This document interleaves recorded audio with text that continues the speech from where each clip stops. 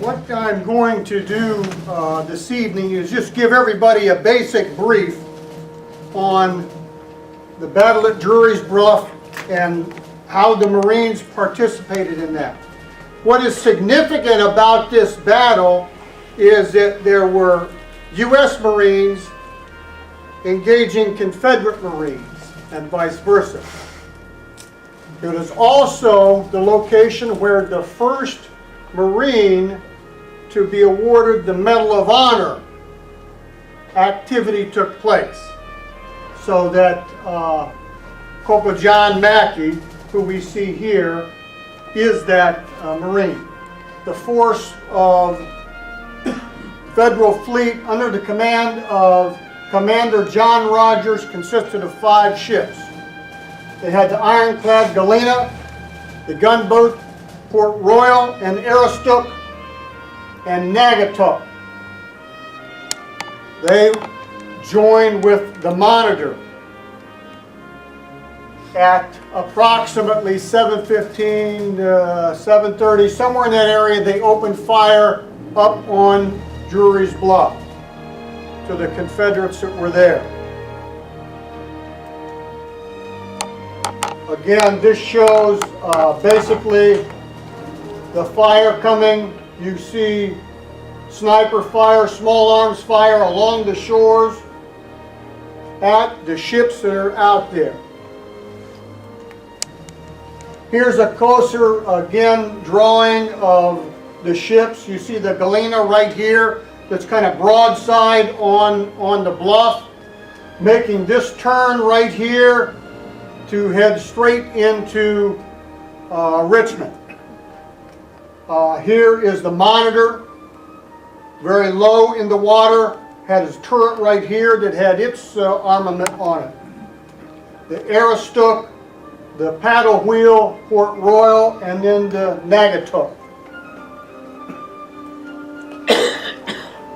They encountered submerged obstacles and the fire coming from the Marines and soldiers that were in the weeds along the edges of the river.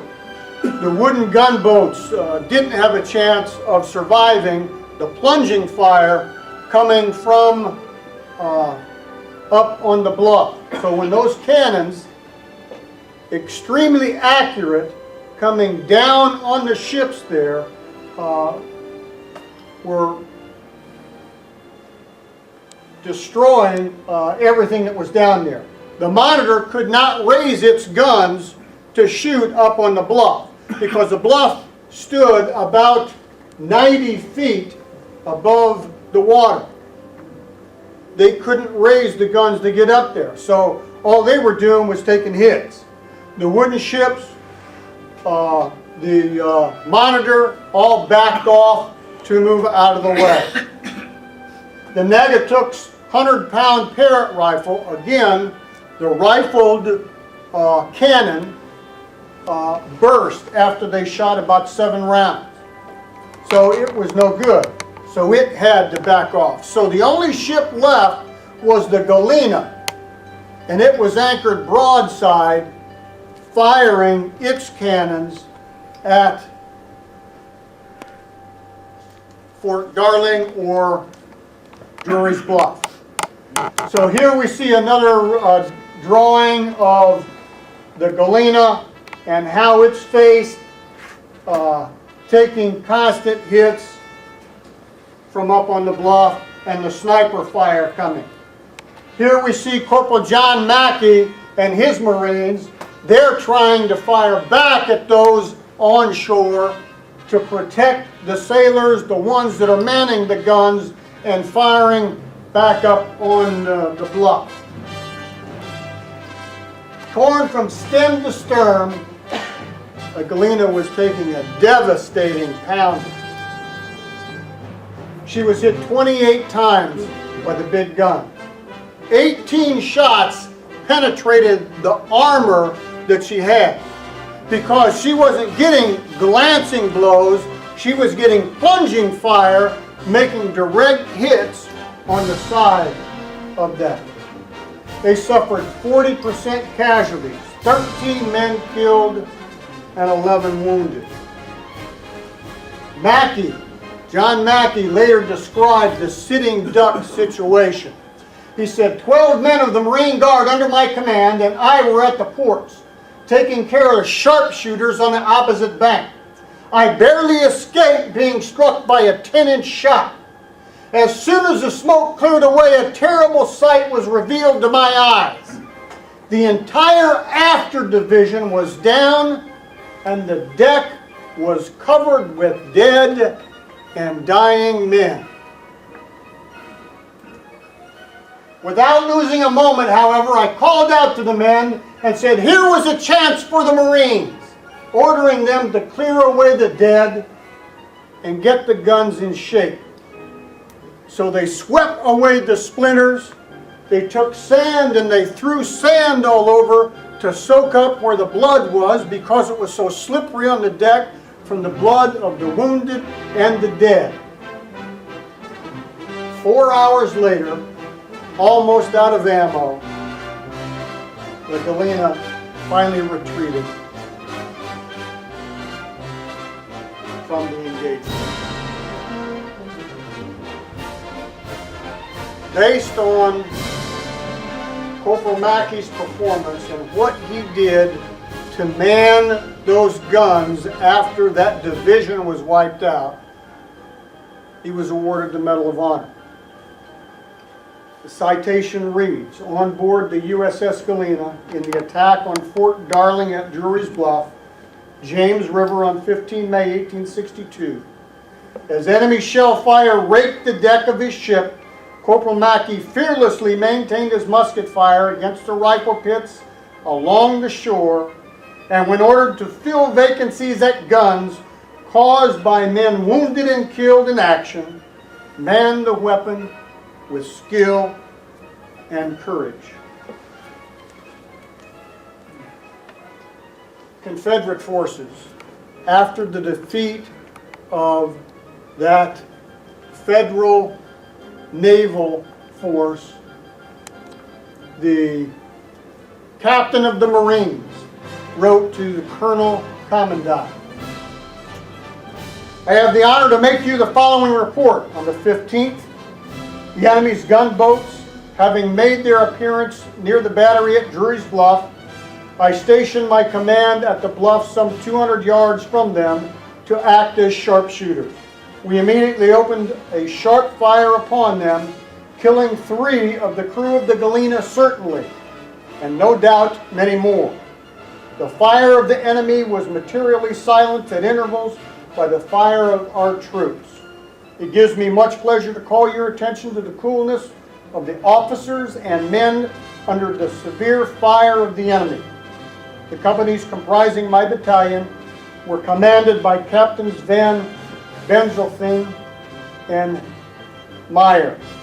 Very respectively, John D. Sims, Captain, Confederate States Marines, Commander. Mackey, after 4.5 years of service, which included 16 major battles and several minor skirmishes, left the Marine Corps without ever receiving a scratch of any kind. That's amazing. So, anything I can do, you can do better. No, you can't.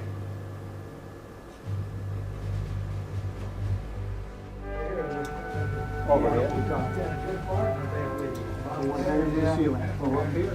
So you come through there? Yep. That's what you was issued, wasn't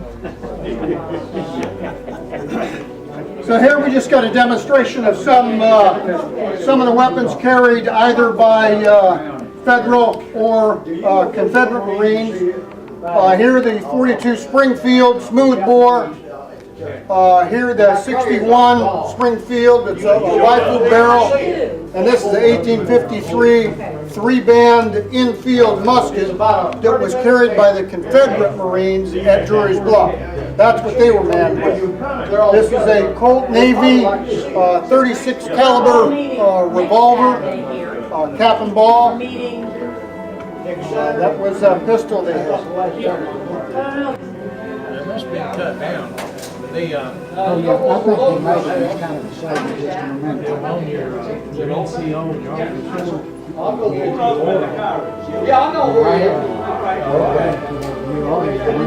yeah, they come different. Mine was 30 inches. Yeah. That was my height. Because you had to come up and drop it down. Right. And that was to keep you from sticking it in the ground. Right. Did you ever know that? Plus carrying it. Yeah, but God saved, but that was primarily because two of them had had too long. They'd come up marching by and throw that thing down and take it in the ground. I laid out a couple of the swords over here for just an idea. The 1850 foot officer sword. Again, it's been the same all the way up through what we do now with NCOs carrying an NCO sword. So the same type thing.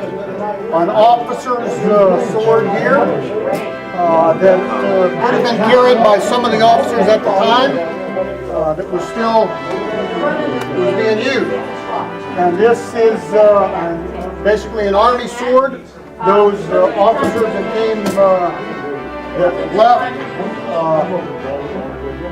the U.S. and went to the Confederate side could have brought their own sword with them. It wouldn't have been good to, I mean, I don't see how, with the money the way it was at the time, well, I'm going to get a different sword. You know, I mean, that was a spendy piece. Just like with the uniforms, they spent a lot of money, especially an officer, in getting a uniform made. So there's still no, this is an actual bluish gray type uniform they call cadet gray material. And we did find that in some of the Confederate quartermaster requests, they had requested a blue-gray material from the British at the time to make uniforms. So that didn't actually come in, this color didn't actually come in until later in the war, probably 63 time frame. So before that, they just wore the common gray uniform just like the Confederacy. Had M buttons on it. Friday the 3rd. But, you know, again, hey, whatever was available, whatever they could get their hands on, that's what they utilized. They made use of it. They didn't just throw it away and say, hey, no, I gotta have something, yeah. You know, come think of it, I mean, they've been around since